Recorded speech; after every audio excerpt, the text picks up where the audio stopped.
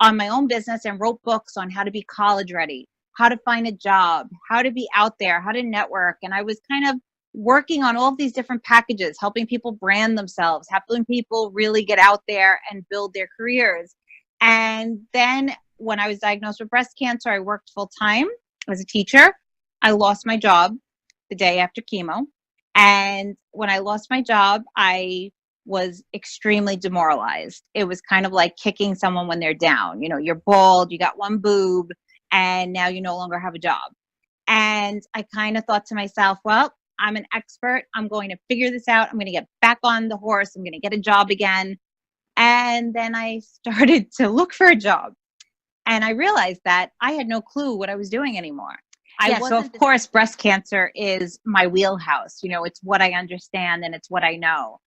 When I was first diagnosed, I was very ashamed and I didn't want anyone to know that I was sick.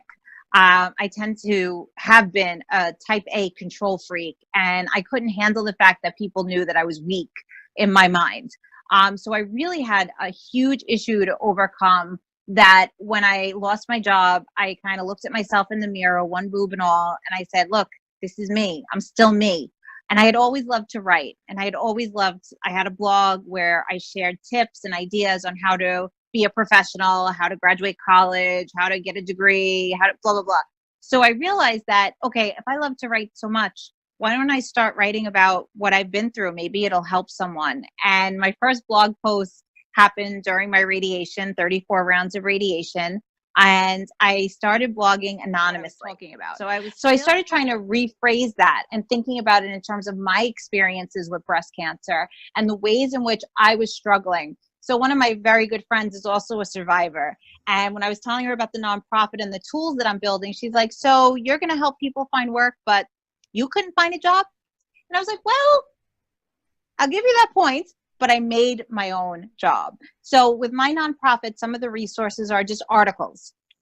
So you could look online on balanceaftercancer.org and you could read articles about how to interview after cancer. The hardest thing in the United States particularly is that you never want to mention that you're a cancer survivor, because there's this huge misconception that cancer equals death or cancer equals disability. And people are hesitant to hire those that they know have been sick or are sick. So there's this huge protocol to get through while you're on a job interview that you never want to say, well, what's the hardest thing you've ever been through? You never want to answer chemotherapy, because that's going to knock you out of the running for that job, but you'll never know why.